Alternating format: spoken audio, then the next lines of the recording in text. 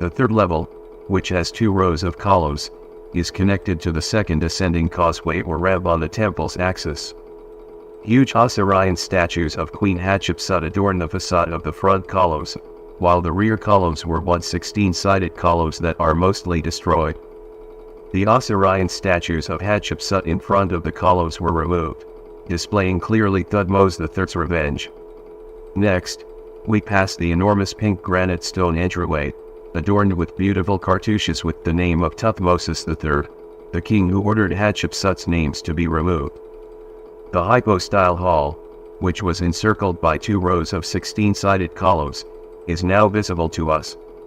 This hypostyle hall's western wall rests on the mountain, and the entrance to the Holy of Holies is located in the center. The Holy of Holies is situated on the temple's axis and consists of a long hall with a domed ceiling that is carved into the mountain's rock. There are 4 niches, 2 on each side leading to the Holy of Holies, which is distinguished by the presence of 2 small chapels, 1 on each side. The Holy of Holies scenes and texts depict Thutmose II, Hatshepsut, and Thutmose III's religious relationship with the god Amun and other deities. A hall with 4 columns arranged in 2 rows was added in front of the Holy of Holies during the Ptolemaic period. Additionally, they probably added the third and last chamber inside the Holy of Holies and decorated it with a variety of scenes, the most significant of which are those to the right and left of the entrance. Amenhotep, son of Habu, the engineer, who lived during King Amenhotep III's reign of the 81th dynasty, is shown on the right. He stands in front of a group of gods and goddesses, while Imhotep, the engineer who lived during King Djoser's reign of the 3rd dynasty, is seen on the left. He comes before a group of gods and goddesses. The Ptolemaic period saw both of them deified as gods. It is worth mentioning that there is a huge difference between the art of the Hatshepsut reign and the art of the Ptolemaic period.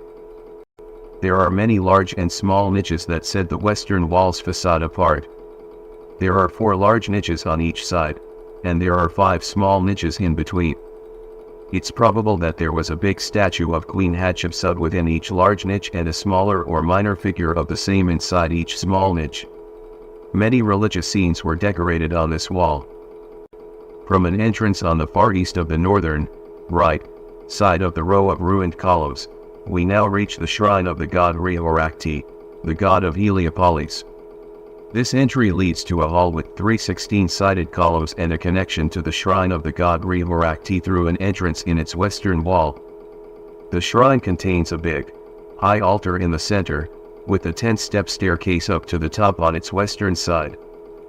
The entrance to the rectangular hall that houses the shrine of the god Amun is located far to the west of the northern, right, side of the row of ruined columns.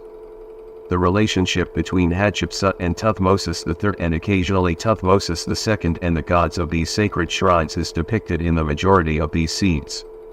Here, it seems that the image of Hatshepsut was distorted by Thutmose III, while the image of Amun was distorted by the supporters of Akhenaten. Then, we approach the southern, left, shrines from an entrance almost in the center of the southern, left, wall of the row of ruined columns. It starts with a hall leading to Queen Hatshepsut's shrine, which was used for offerings, rituals, and prayers that helped her soul. Next to it, to the north, on the right, is the shrine of her father Thutmose I, which was used for the same purposes.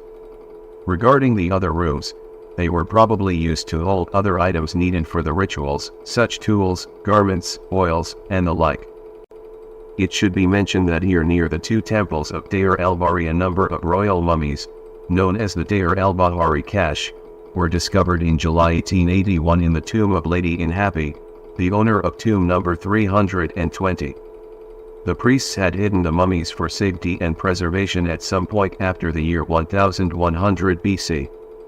The Egyptian Museum now has the mummies on display.